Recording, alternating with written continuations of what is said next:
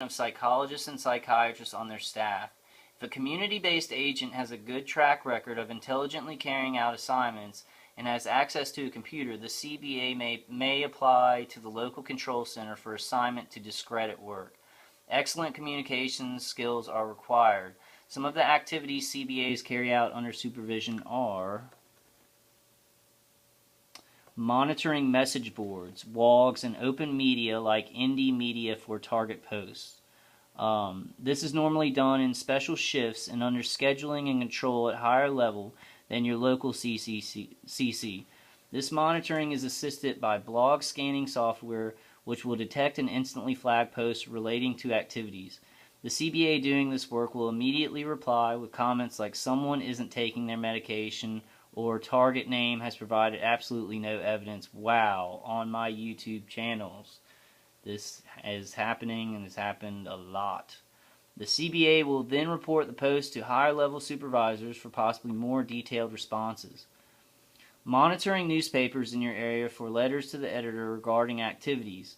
Most editors and many reporters have been recruited and are willing to assist in keeping the important work of monitoring and neutralizing quiet. But once in a while a letter to the editor will slip through. In this case, comments like someone isn't taking their medication are not an appropriate response. Transcribe and forward such a letter to the editor to the supervisor along with your proposed response. The supervisor may edit your response and will assist in ensuring your response is printed. Ugh. Alright. Oh, went too far. Okay. Your supervisor will have staff monitoring upcoming talk show appearances by targets.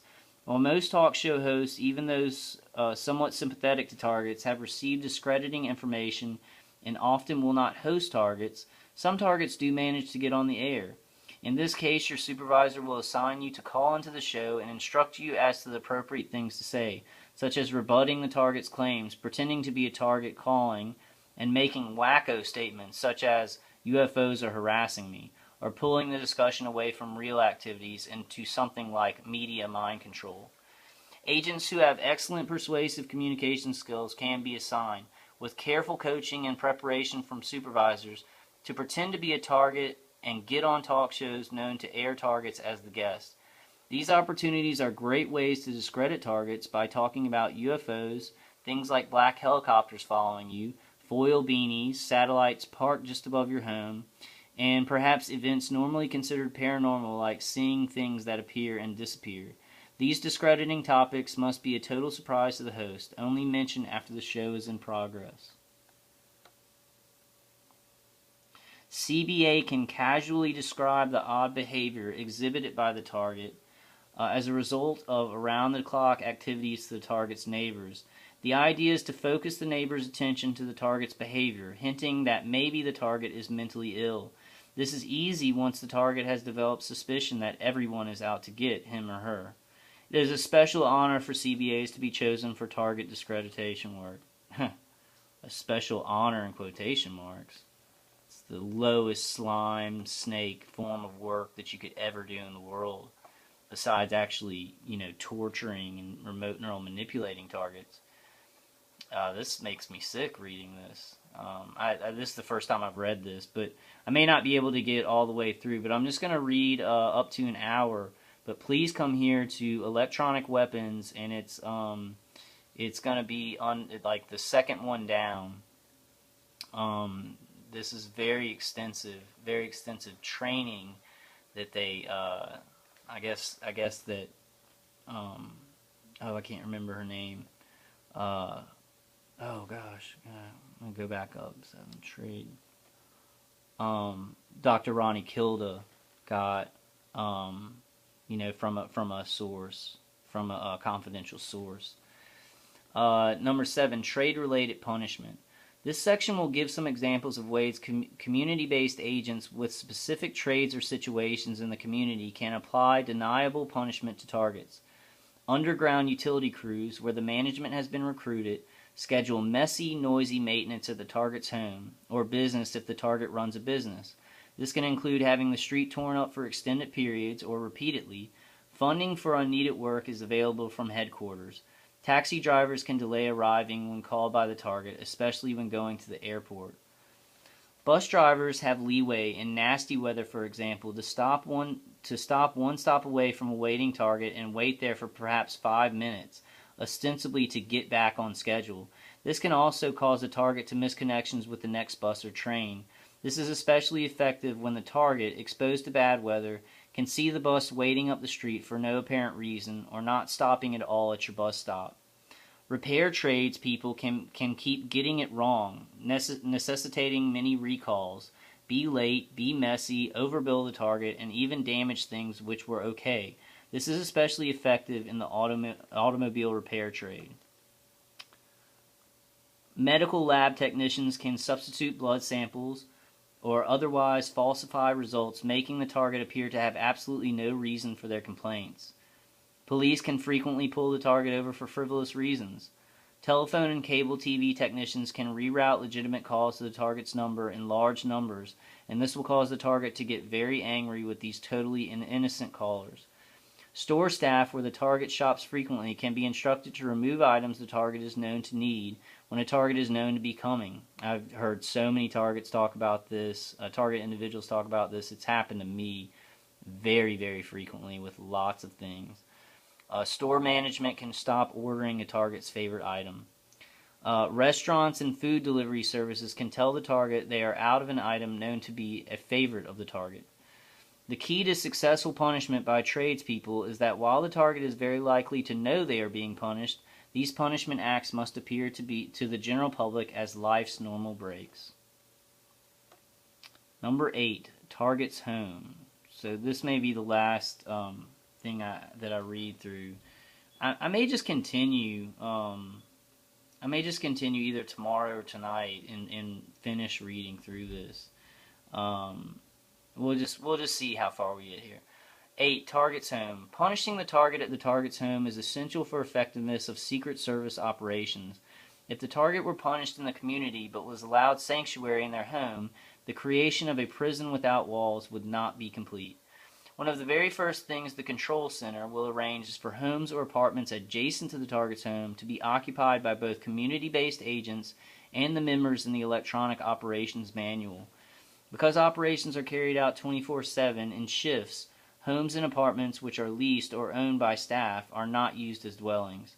The lease or deed will bear either an entirely false name or the name of a senior staff member whose actual home will be at a different location. Some adjacent homes or apartments are occupied by neighbors of the target who have offered to cooperate in punishment of the target. Like my neighbor. I think a couple of them actually. The initial contact of neighbors to determine their willingness to cooperate is done by senior staff, and incentives to cooperate are often tendered. Here are some commonly used punishment activities which are carried out by both CBAs and cooperating neighbors of the target. Activities are rotated among the choices, but at least one of them is applied daily. Noise. Noise must be of a type which the general public deems normal. Remember that the goal is to have the target aware that they are being punished, but not to be able to convince anyone else that this is the case.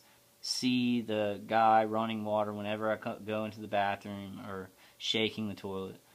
Observe local noise curfews, but plenty of punishment can occur outside noise curfew times. The target must not have an easy cause to involve law enforcement. Examples. Start leaf blower. Times precisely when the target attempts to enjoy their yard, or when EC operators cue the CBA that the target is trying to nap. Loud music from neighboring home. This is an excellent action as it is common. Time it so every time the target opens a window, the music starts. The timing makes the point. It is intentional punishment. EC operator can apply music in adjacent apartments with exceptionally powerful bass directed at the target's unit. Frequent squealing of tires near the target's home. In apartments, frequent drilling into a scrap of wood or masonry held against the target's wall, floors or ceiling as if working. Alternatively, hammering, especially effective when cued by EC operators that the target is attempting to nap. I've had that a lot, the hammering. Tossing golf or tennis balls against the target's home when the target is known to be trying to fall asleep. Ideal for cooperating neighborhood children. Frequent use of sirens near the target's home. Many emergency services employees have a strong sense of community service and willingness to cooperate in this, or by people posing as Jehovah's Witnesses. Knocking on the door for frivolous, nonsensical, wrong address reasons, especially effective when the target is in bed or having a meal. Trash. Leave trash in the target's yard. Frequently, but CC staff will assist in scheduling this so that the target can't quite have a case on which law enforcement will act. Terrifying the target's pets. This requires entry while the target is away from home for an extended period and must be scheduled by CC. Electronic corpse operators can render a dog or cat passive for safe entry or the community-based agents by electromagnetic beam. Oh my God. Wounding or killing the target's pets. Rarely used. Scheduled when the target has acted in a way so as to deserve special punishment, like divulging the name of a criminally acting secret agent. Killing domestic animals or wildlife and leaving them on the target's doorstep. Scheduled when the target has acted in a way so as to deserve special punishment.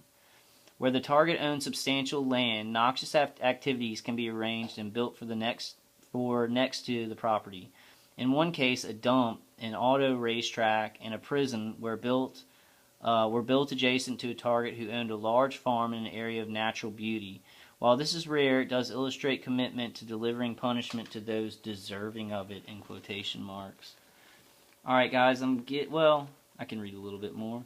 Cooperating police departments can visibly watch the target's home, possibly being parked in front of the home when the target returns repeatedly. Let me see how much. Oh, I can read through. Let's finish this up. I can finish this up, I think. Okay.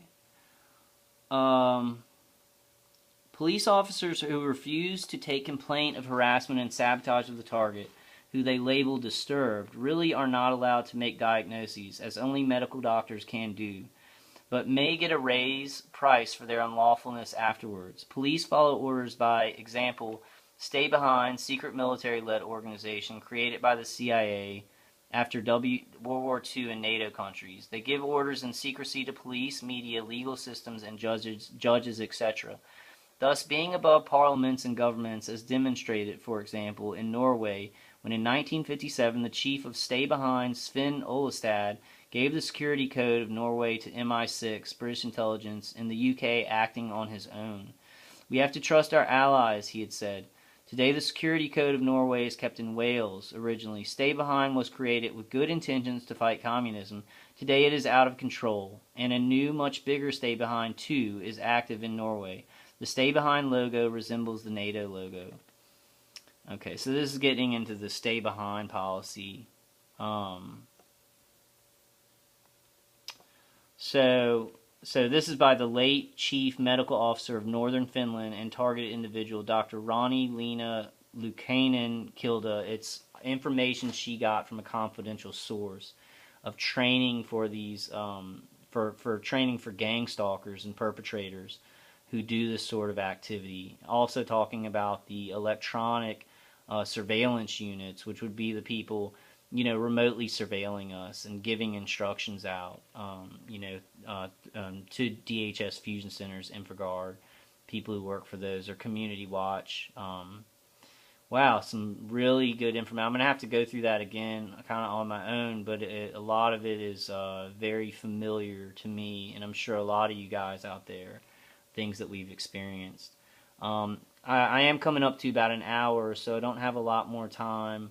I didn't know I was going to spend so long on this, but I think that's really important information, and it's concrete information, that she got from a confidential source in training for these people who do this to us. All right, guys, I'm going to go ahead and close up this video. More to come, and just keep on making a case for this stuff happening to us and this being done in many countries around the world, and hopefully soon we can stop this behavior, get more of the public on our side, get our families on our side. It's horrific what I just read, in like a training manual. God is behind us, guys. I love y'all, and I will see you on the next one.